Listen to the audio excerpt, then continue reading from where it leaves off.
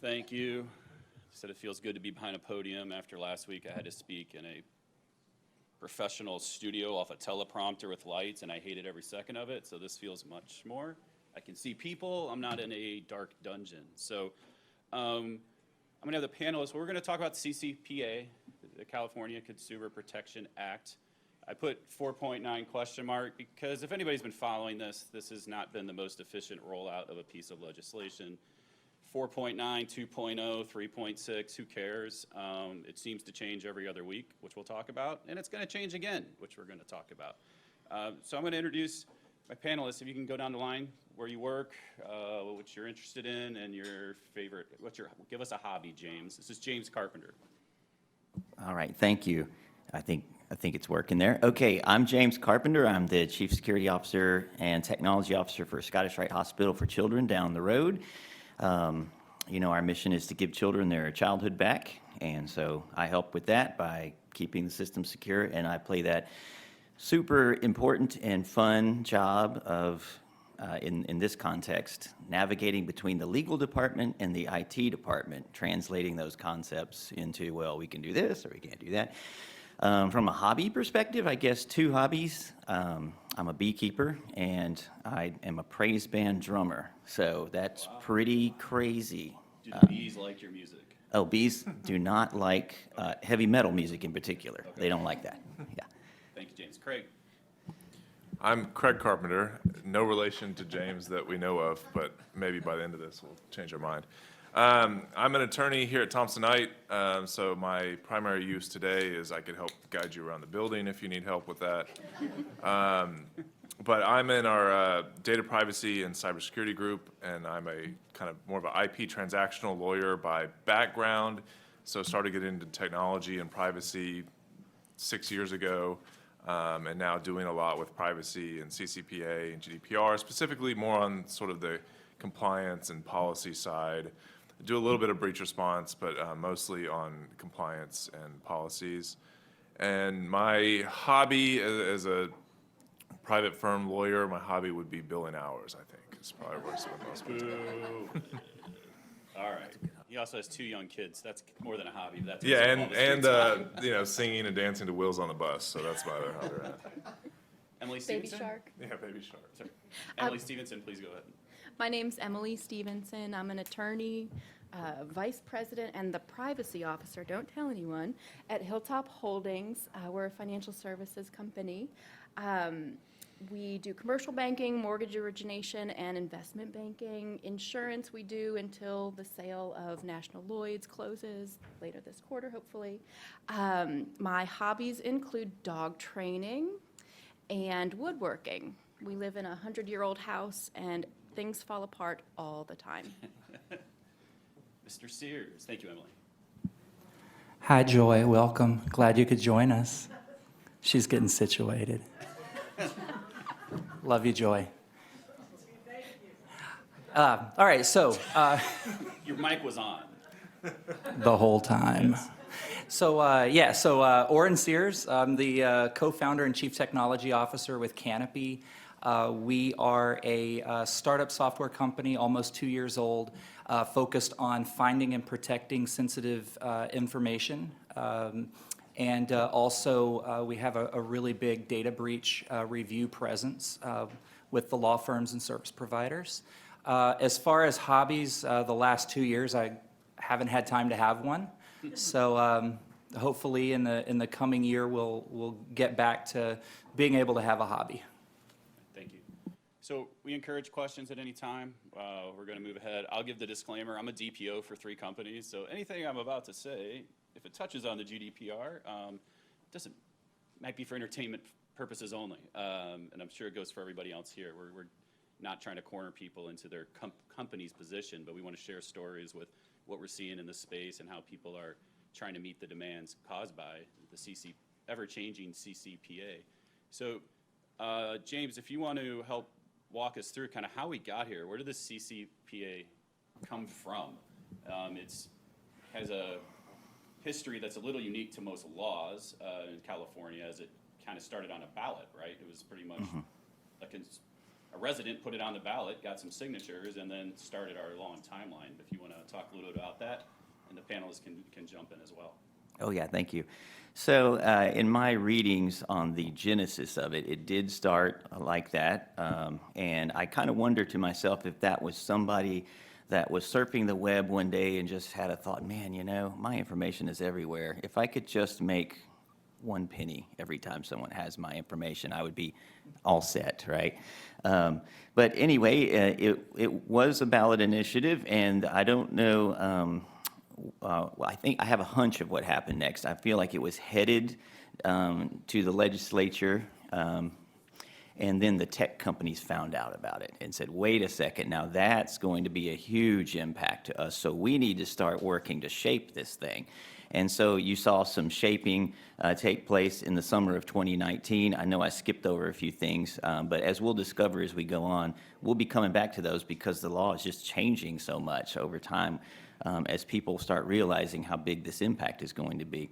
And then we see, you know, the time period for people to make comments and things leading up to January when the law took effect. I forgot the actual AB something number that was associated with it, but it was quickly followed back up with an amendment that had some carve-outs for specific companies, such as nonprofits, healthcare related, who are already bound by HIPAA, and there were some other ones in there. And then we see that when it went live, if you will, on January, the enforcement actions are scheduled to begin or slated to be enforceable by July, I think, right?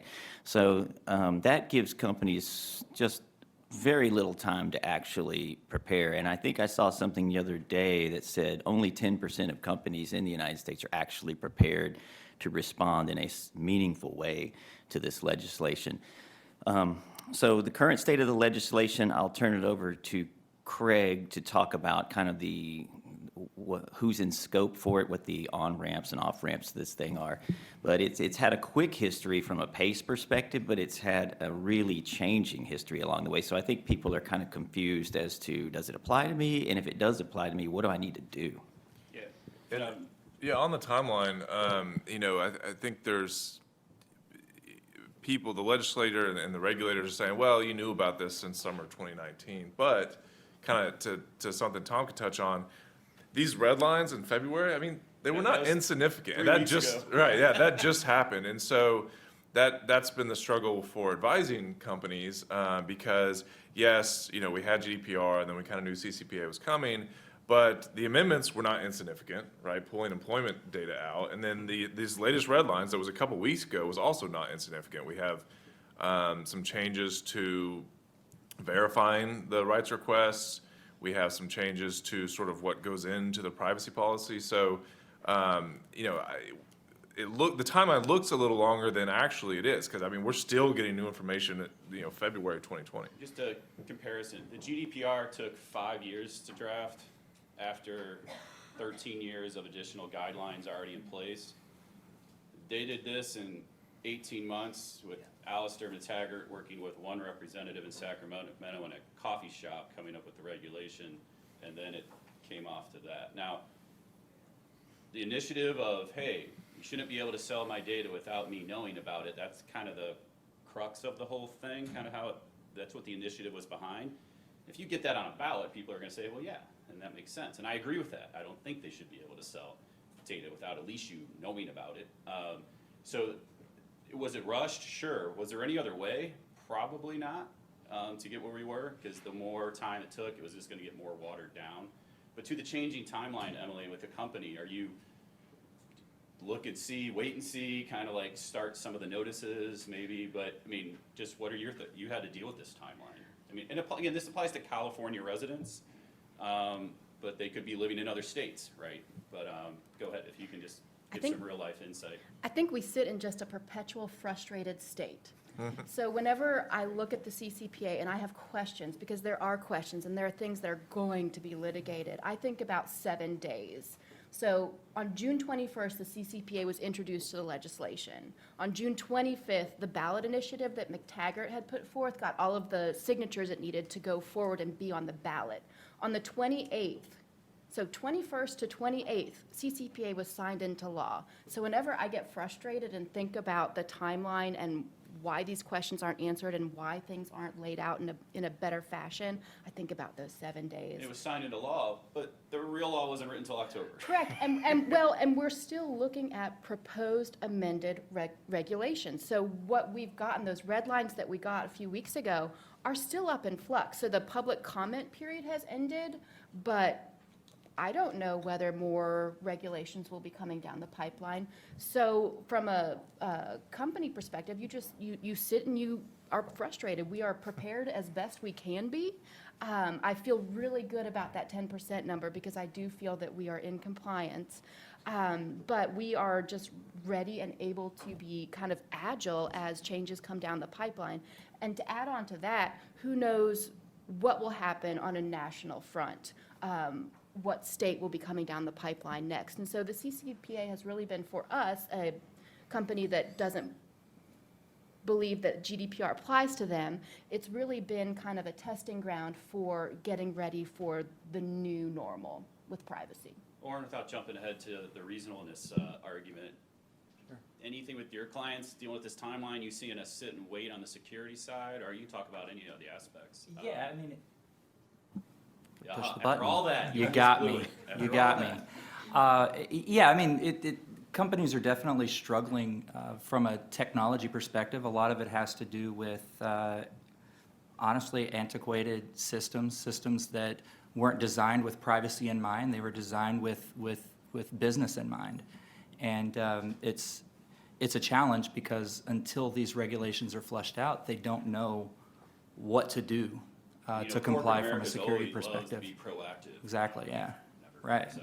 Talk about early adopters. Yeah, that's This just is, the thing. yeah. All right, we're gonna,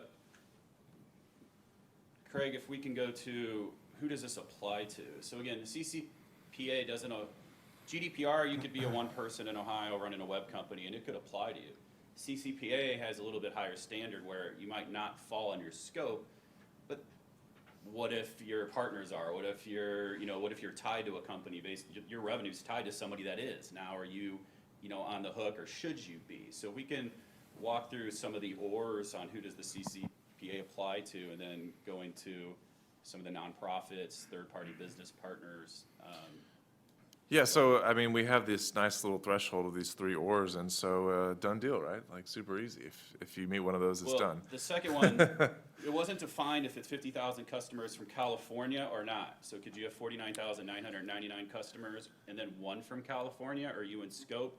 That wasn't written into the original CCP. Yeah, and, we do have these sort of thresholds, but in looking at this and advising companies, I think the amount of businesses that are paying it, or that need to pay attention to this regulation is certainly broader than this sort of threshold analysis. And the reason is, for example, we have this, right now at least, this sort of carve out for nonprofits because the threshold is for for-profit businesses. But I work with a lot of nonprofits that we advise to pay attention to this because they have vendors, and so your vendors might be sending you DPAs with CCPA language, and so Can you explain what a DPA is? Oh yeah, I mean that concept kind of came from GDPR, but CCPA also has requirements on service providers and vendors and what needs to go in those contracts, which I'll talk about in a little more detail. But so these vendors and service providers that may need to be CCPA compliant, they now might be trying to amend their contracts with nonprofits. And so if you're a nonprofit, or if you otherwise don't meet these thresholds, or you don't consider yourself to be doing a lot of business with California residents, there's still touch points with CCPA that I think it's important to understand. Why is this vendor trying to make me sign this DPA? Why is this vendor trying to come back and amend my contract, add all this privacy language that I don't really understand where it's coming from? So I certainly think we have this threshold analysis. If you're a small business, you maybe get a pass. If you're not in the data warehousing and inventory and selling business, you maybe get a pass. But I do think the scope of companies that need to pay attention to this is certainly a lot broader than just reading the regulation. So DPA, data protection agreement, Or addendum, or addendum. data privacy addendum, or data That's privacy agreement, CCPA yeah. language. GDPR, if you say DPA, it's the Data Protection Authority, and you're talking about a head of a foreign, investigation. So I'll throw in a little GDPR because some of the terms are the same. Personal data being defined is somewhat similar. California's actually gives a longer list of what personal data is, but DPA is an acronym that can go. I want to make sure everybody here is kind of we're Addendum, using yeah, it. so we're using it as the addendum, the data protection What addendum. should be in the what you?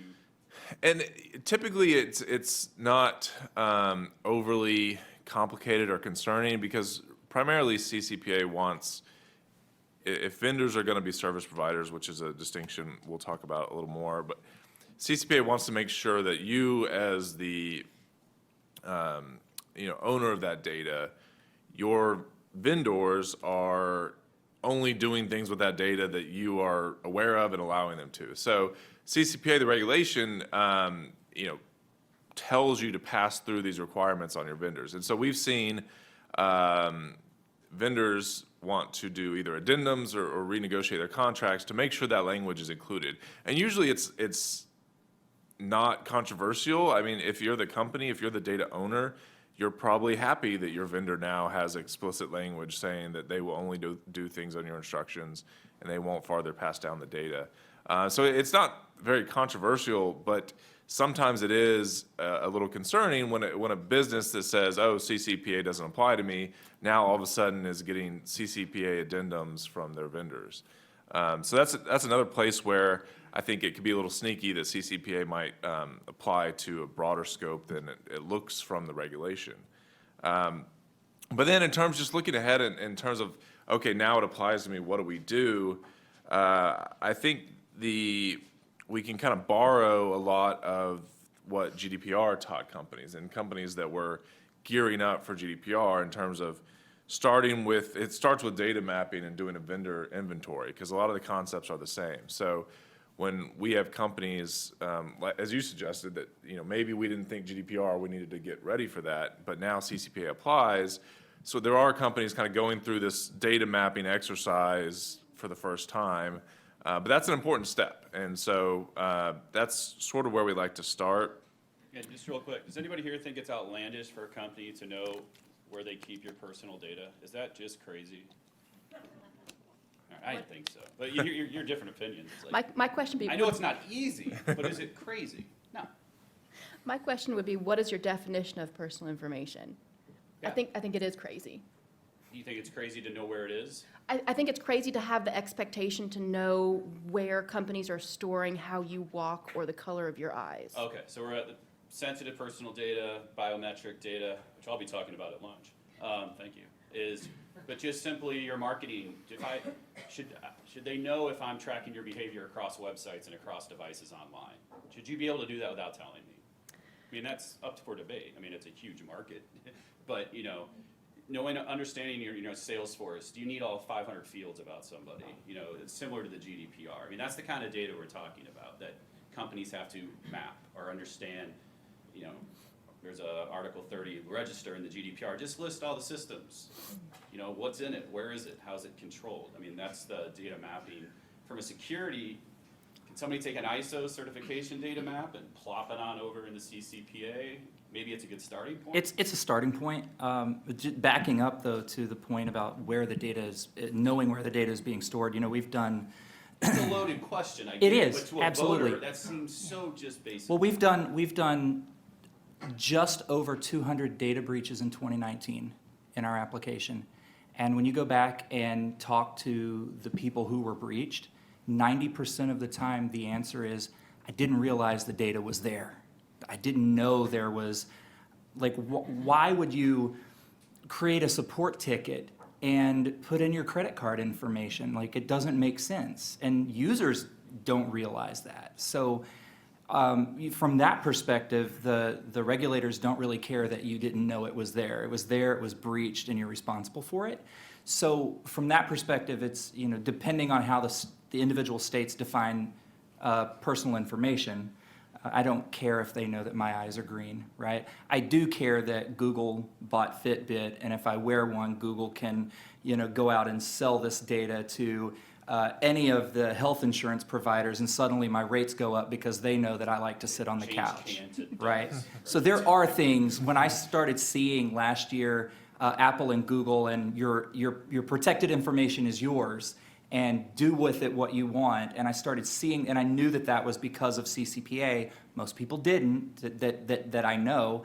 But when they start seeing those things, it was kind of comforting, because the very next thing that you hear is that Google has purchased Fitbit, and what does that mean for where that information goes from there? So from that perspective, as a resident of Virginia, I would love to be able to get in on that. From a security perspective, from a data mapping perspective, again, I think the challenge that you run into, and we dealt with this in e-discovery, early in the 2008, 2009, when the federal rules had already changed, and suddenly it's reasonable anticipation, and it's all of these things. It's like, well, now you have to create a data map, because if you don't know where your data is, how are you ever going to get through discovery? You have no idea. And now it's like it's come full circle, and it's okay, well, now you have to know where the data is, because there's information in that data. And so it's not just about, hey, I have a team over here that uses Trello, but that's not part of our, that's not what we use as an organization. But, people will use what they use. And if you don't have a way, in my opinion, to get not only the managers who know where the data should be, but also the people who actually know where the data is, it's going to be really tough. It's going to be really tough. James, with your organization, are you keeping, going back to the DPAs with vendors, are you you guys just monitoring it? I mean, you're in Texas, but you probably could have children from across the country that could be in the hospital, and if they're a Texas resident or a California resident, or if you have vendors there, is it kind of on your radar? Oh, yeah, it's on the radar, and it's on the radar like this. We saw CCPA, we saw GDPR, and of course, the first place we go is, what are the off-ramps on this thing, And so for CCPA, we don't have data on 50,000 consumers in the context that they're talking about there, especially from California, and we're not engaged in the, selling data, but, we do develop apps on mobile phones, and so one of them is an app for making sure you wear your bracing properly to straighten out your spine. So we do have consumer data there, and this law will break it out like that. If it's for the purposes of your treatment, payment operations of healthcare, then that's not going to be in scope. But if you extend that app out to be for just general purposes and marketing and start building that into your app, then now all of a sudden it becomes a thing. And also the way I think healthcare systems are preparing for this is they see it on the horizon, this consumer capability to say, forget who I am, remove my data and all this. And they're realizing that their data is spread out all over computer systems and servers everywhere. So they're taking that reasonable, I know we'll talk about reasonable in a little bit, but that reasonable step of putting together a data map and procedures for responding in their best capable way.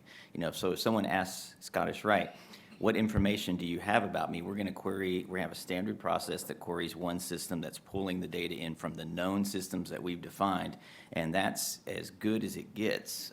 So if someone calls in the help desk and puts their credit card number in there, that we're still responsible for that. Yep. And so it's an evolving thing, and so we have to put policies and procedures in place to do that. And I did see a hand go up in the back. Sure. Does anybody have any questions so far? We scared them. Yeah, it is a scary thing. We're going to move to Emily. We're going to segue from the healthcare carve-outs. They don't call them safe harbors, but just so everybody knows, the CCPA gives new rights to California residents. So run this through your head. If you got a call from somebody saying, delete all the information you have about me, and you got about a month to do so, what would you do? If you can't answer that question, that's where this starts. You got to find out where it is. Do we have any recourse to say, no, we don't have to for legal means?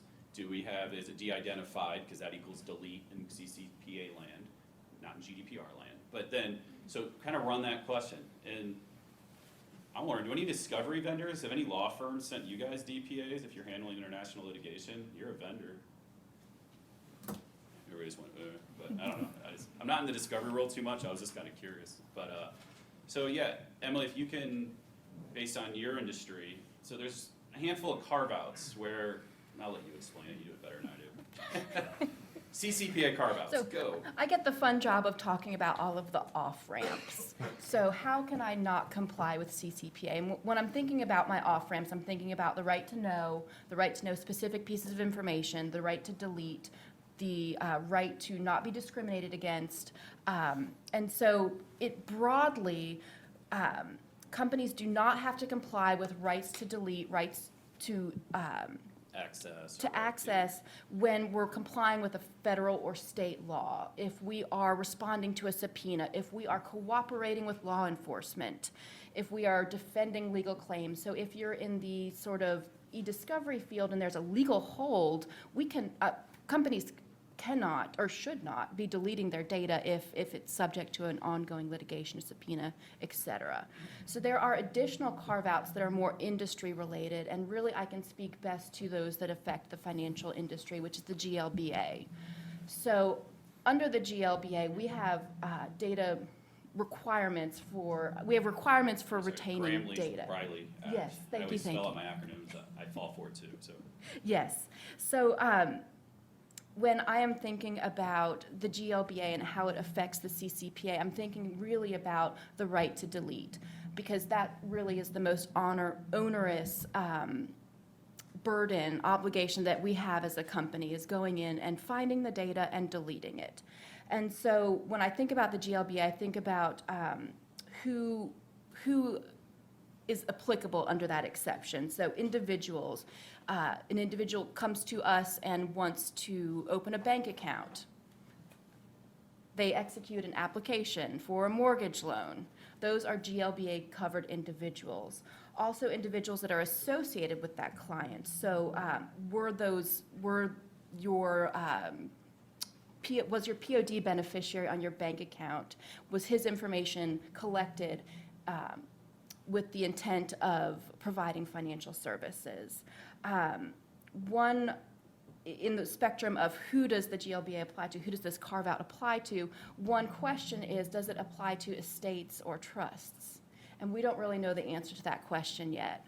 We were hopeful that the amended regulations would address this, and they haven't. So that's something that potentially will be litigated. The conservative approach is that executors and grantors and beneficiaries of trusts are not carved out of the CCPA exception. So interesting focus to look out for. From a corporate perspective, if we have corporate clients, if we have nonprofit clients, those are carved out under the business-to-business exception. Employees, those are carved out under the employee exception until January of next year. And so there are a lot of moving parts as far as from a corporate perspective. You are basically taking every right to know, every right to delete, every request for information and doing a case-by-case analysis, which requires people who are thinking about this, and it's ever-changing. So it's fair to say, even though, say you're in an industry with a carve-out, it's probably not going to apply to all their data. Correct. So you're probably going to be straddling the lines there. All your marketing information isn't going to fall into the carve-out. Exactly, and your cold prospects. And somebody's going to have to make those decisions. Where are these lines? What's the process? Like, who's going to decide what is under one of these carve-outs and what isn't? And then, go from there. I know the insurance industry can fall under GLBA somewhat, and then California has a special insurance privacy law. There's not much teeth in it, but it's there. So that trumps part of this too. But you end up in a scenario where you're going through your list of where's the personal data, this carve out, no, yes, no. But for purposes here, your marketing stuff isn't going to fall into any of these. Your Salesforce CRM database that tracks everything and has all that. If somebody makes an SAR, a subject action request under California, that's how they formally say, I want to exercise my rights to delete X.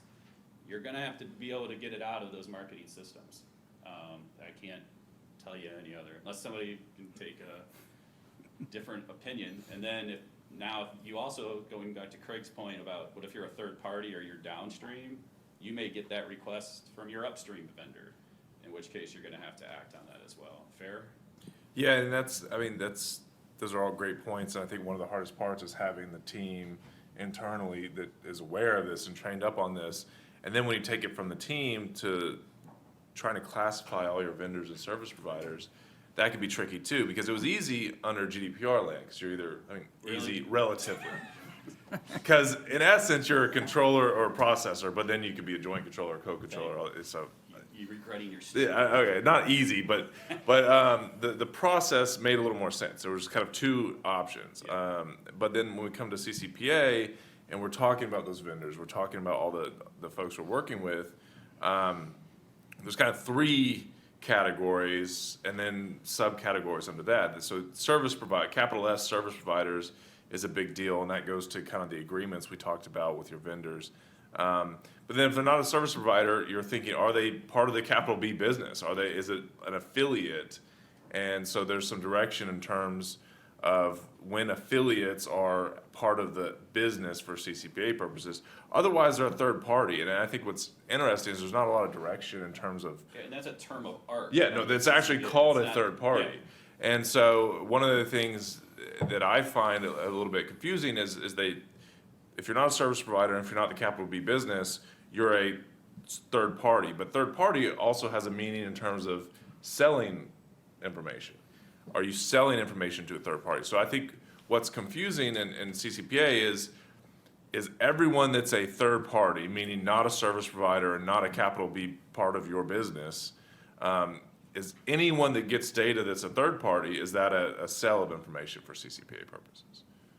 Or can you have these subcategories of third parties then? And the issue with that is if it's a sale, which means, this joke is there's 19 different things of what selling means under the CCPA. Sharing, doesn't have to be for monetary value. Then you have to provide an opt-out option at the point before you intake that information. So that's where, but I cut you off, Emily, go ahead. Oh, I was just going to point out the importance of when you're looking at your vendor contracts, if you don't want to be in the sale of personal information, of sale of business, sale of information, you should definitely include some sort of recital that data that you're sharing with your third parties, with your vendors, with your service providers has absolutely no value. And talk to your IT guy, because when you say, no, we don't sell, you're probably all wrong.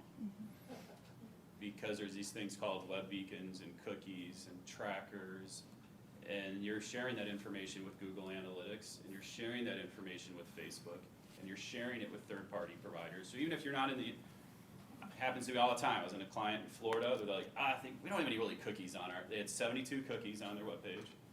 57 of them are for marketing.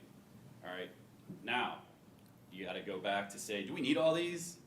Which ones equal sell under the CCPA? And it's gonna be, if I'm not wrong, most of them, or if you wanna take the cookie aspect of how, when you sign up for Google Analytics, aren't you sharing information? Because information's the IP address of the user. Right. It's anything that, it's behavior, your monitoring behavior of where you are on your site and maybe across sites. If that's going to a third party, you're in CCPA arguably share sell land. We actually, interestingly enough, just had a breach that we handled that was 200 million, it was a HIPAA breach, but it was 200 million URLs that were left exposed on Amazon S3 that was not secured. And to the naked eye, it didn't mean anything. It was a bunch of JSON files. It was just technical. But what it really pointed to was this person thinks they have this condition and they would like to see this doctor, which specializes in these things, which is extremely valuable information, along with the referring IP address and all of this other information. So yeah, you're right. Like the cookies, I mean, with Facebook, you can just think it and it'll show up in your news feed. I don't know how they do it, but it's true. Try it. And those are the hardest conversations I have with clients. It's Right. going to marketing and saying, if you keep these 5 or 6 cookies on there, demonstrate the value of that. Because Right. if you can't, we're now in probably sell land. Now we got to put Exactly. a whole new notice. Now we look like the bad guys. Now we got to put something on a website that says, click here to not sell my information. And if we do that, the studies are 48% are gonna say no anyway, and the marketing guys get livid. I've been yelled at, I've been gone behind, but I mean, that's GDPR too, but, you know, CCPA, do you wanna be the test case on that? Does Yep. anybody wanna be the one to argue? I mean, maybe, but this is all risk assessments, right? This is all weighing, you know, what your risk tolerance is. Well, and when I'm thinking about whether the GLBA carve-out applies, I have to look at for what purpose was that information collected. So if our cookie is gathering location data, that's not being collected for a financial purpose. So it really makes companies think about why they're collecting this data and whether they should be. I'm gonna finish off this slide. So yeah, medical field, HIPAA trumps CCPA on the data.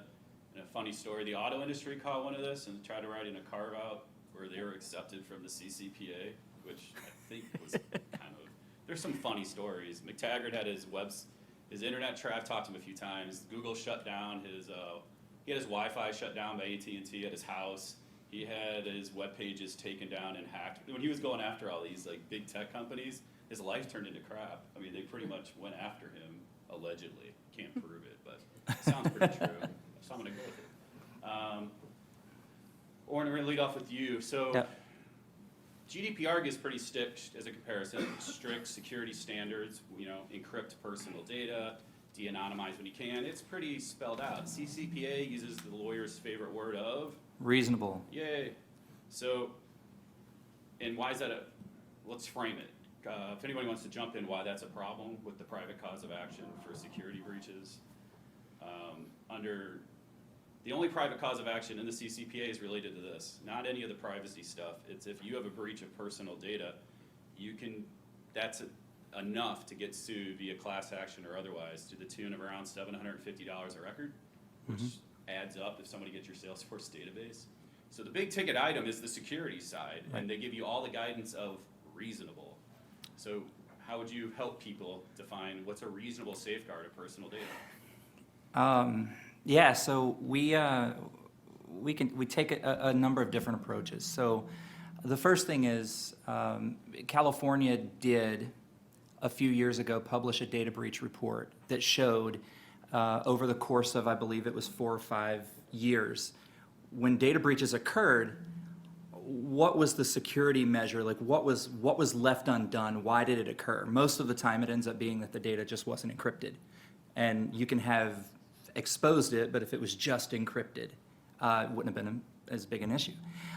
So in that, they actually did define 20 controls that you can use as reasonable measures. To hit this again, this was a California. Yes. What was it the Attorney General? who It authored was Kamala Harris, yes, the Attorney General. Actually, I've got the report up here. It was February 2016, and if you just look up, it's called California Data Breach Report.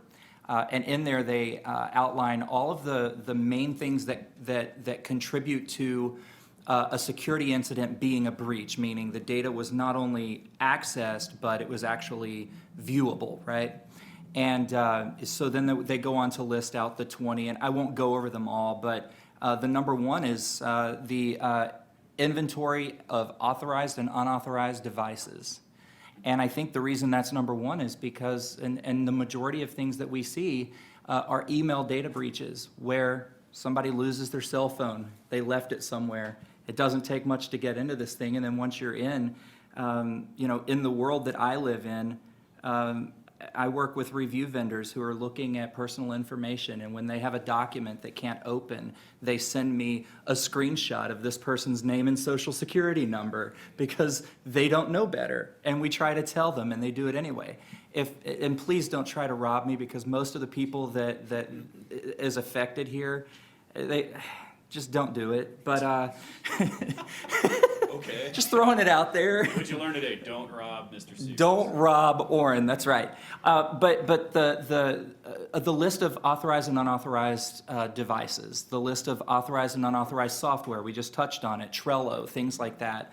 And there are 20 of these items on this list, and you can go through it. But so a lot of people speculate that, well, they left it out because they've already defined it. defining it twice means having to keep up with both lists. I'm of the personal mindset that if you find a standard like one of the NIST standards or FedRAMP or FINRA, there's so many ISO. If you just find one of those and follow it, even if it doesn't end up being reasonable under California law, just depending on what they have to say at the end of the day, you're going to be a lot better off than where you are now, especially if you can not only follow it, but demonstrate that you've been following it. So most of, like, we're going through our ISO certification right now, and the hardest part of that is when they say, do you log access to this? Of course we can say yes. An auditor's going to come in and they're going to know whether or not that's true. And so being able to not only follow these guidelines and principles, but be able to show that you have it, it's documented. You have everyone on board who's saying, we will enforce this. If someone turns off two-factor authentication where it should have been on, we're going to take steps to fix that. All of these things that you think are common sense that companies don't follow because sometimes they're just too big, and enforcing something like that requires, an act of someone much bigger. So I would say that reasonable to me means, under HIPAA, you don't have to necessarily encrypt data. So I would add that in addition to all of these other things that the security controls say, encrypt, encrypt, encrypt. And then I sat here last year on the data breach panel, and they said, what was one piece of advice you could give to someone if they're hoping to avoid a data breach? And the answer wasn't security, encrypt. It was delete the stuff you don't need. Ding, ding, ding, ding. Just delete it. We have seen so many data breaches this year that just would have been non-issues if you just delete the information you don't need. GDPR has a requirement to consider document retention. CCPA doesn't say that, Right. but come on. I mean, I agree completely. It's Yep. like just the old storage is cheap. You're just creating a huge risk. You're creating a mess. Yep. Or- So what are companies doing? Most of the companies that we're talking to, they're in earnest. They really want to create a data map. They really do. There aren't a lot of great data mapping tools out there. Coming July 2020, by the way, I'm kidding. There just aren't, but it's because it's so new and it's a different approach. So there are, taking the steps to write it down, right? We're going to map the data. We're going to ask people. From a technology perspective, they're still looking for the right solutions for that. Getting a task force together. We talk about data breach task forces all the time. You get into a room, you do war games, you have these different things, you go through your policies. Do that with CCPA compliance. Do that with your SARs. Get in there and see if you can actually get information in a timely fashion. So having the right people who understand what the policies are and how to get to it, and having practiced that. And then, looking for some sort of project management tool that can assist you in responding to these things. So if you've got 20 people who own 20 different data points in 20 different portions of the company, I wasn't born a project manager. I can tell you right now, don't put me in charge of something like that. But if you give me a tool that helps me, assign out the tasks and then get the information back, you're going to be a lot better off than if you just rely on someone replying to an email. James, do you lose sleep at night over the security aspects of the CCPA? You're in the medical field, you got a pretty established operation, or do you have a different definition of what reasonable would be to help? I mean, you can't win with this word. I'll speak to it in the context of post-breach. So something happened, and this word reasonable comes up. So in healthcare, HIPAA puts some context around it and says reasonable for the size and complexity of the covered entity. So that's helpful. So they say, well, if you're a little bitty place, then maybe you can't spend millions of dollars on these fancy tools. So, or you're complex or whatever. Well, healthcare is just complex now, no matter how big or little you are. And the tools, when I talk to the vendors about encryption or DLP, data loss prevention tools, or data discovery tools. The pricing doesn't change. You know, I worked at Parkland for 17 years, third largest trauma hospital in the country, you know, huge security department. I get the same pricing down at Scottish Rite where I've got 1,000 employees. I say, okay, that's not gonna work here, you know, but we need the same technology for the same protection. So the word reasonable, the bad guys love it because reasonable sets the industry up so that different companies have different degrees of maturity around how they're protecting. So the bad guys go after the low maturity guys and they just have a heyday. But then on the flip side, they love it because if you do the opposite, like PCI, and then prescribe specific controls, they go, great, well, that's the only walls that are protected. We'll go after all these holes over here that they didn't think about. So I feel like reasonable is best you can do. I don't like the word when we talk with our legal team about, you know, post-breach type things.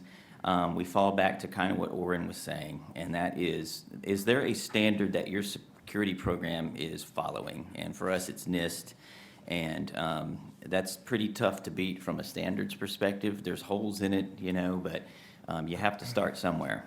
So if you're looking for reasonable, find out what your peers are doing, what your regulations are prescribing, is there a standard they're adhering to, and go for it. And then start working on that data map. I really need to work on that. I'm gonna go to Craig and Emily again, but I want to throw in one niche of the CCPA. So if you can make the data that's stolen useless, unintelligible, basically if you can remote wipe, you get a little benefit and not have to notify the individuals of that breach. There's a little sliver of, because part of it is, yeah, if it's personal data and it meets the standard, you gotta go notify everybody that there was a breach. You don't have to do, which is always fun. You don't have to do that if you can prove, demonstrate, and show your documentation that, I think remote wipe's what they're talking about. That seems to be how unintelligible if you leave your laptop in a cab or something like that. It seems to be the best way. Go ahead, Craig. Yeah, I was just gonna add, you know who actually likes the term reasonable in this context sometimes? Plaintiff's bar. Because to the plaintiff's bar, the fact that there was an issue means you were unreasonable, right? You could have everything else is perfectly tied up, but that one vulnerability, anyone else would have fixed that. So I think it's interesting. I think we need some case law to come out, specifically out of California, to show us how sort of the courts are interpreting reasonable. And we'll get that. But yeah, that's what I was gonna say. You were gonna mention that we're gonna get that. There was a case filed by Morgan & Morgan, a big plaintiff's law firm, 2 weeks ago, where they used as one of their damages the CCPA breach. It was a children's clothing company with a database of PI and kids' birth dates because they ran promotions, found in a Salesforce database online in the dark web. It's your perfect scenario, right? You have minor children, you have a big plaintiff bar, you have on the dark web Salesforce, which is all the companies that let people access Salesforce from their phone apps give me a heartache, and I'm just like, please no, do you really need that there? It was filed, we'll see where it goes, so that'll be the first one, but yeah, I mean, it's gonna take a year. I mean, this is a new law, right? I mean, this is, like you mentioned, HR, it's like a 1 year window. We're gonna see if employees, they cut out a lot of these, not a lot, a couple areas where we're gonna look at this again in a year, going back to our first slide. But I think I cut you off, Craig, or were you yelling about the plaintiff's bar? Were you done with your rant? I was finished with my rant. Okay. But I was saying it will be helpful because we will get some interpretation because it is Helpful to you, but not the ones that go first. not the ones that are the test cases. But I do think you know, we talk about what's reasonable, and you see sort of how these cases are presented, and it's of course, you know, because you had that vulnerability, that was unreasonable. And, you know, so you know, you could do all the other things in the world, and the way it's presented in a legal context is, well, you shouldn't have had that vulnerability. That's unreasonable. So I think it'll be The reasonable interesting. piece only applies to the data security side. It's not a reasonable test of whether or not you have to opt out of right to sell, or you don't have a reasonable response to, I don't want to delete that data. So just to make sure we're drawing that line. So go ahead, Tom. Ask a question. So we talk about risk assessment. We have the AG to enforce, you know, most of the CCPA, but we have the carve out for private actions in the event of an actual breach. I think you referenced earlier the changing regulations as far as verifications, and that's one area that really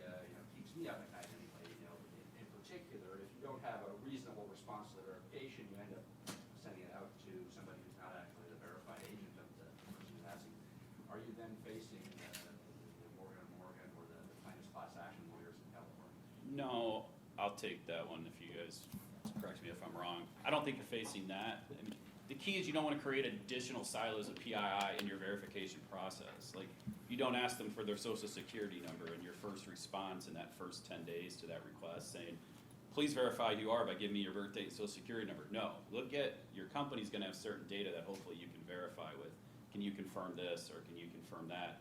Or bigger companies are building portals, own your information, and they go in and enter that, and it becomes anonymized or de-identified to do that verification piece. I mean, that's not for everybody, but, you know, you need to make sure that's who they are, because it came up in the negotiations when they were going, like, CCPA uses the word households a lot. They track PI to the household.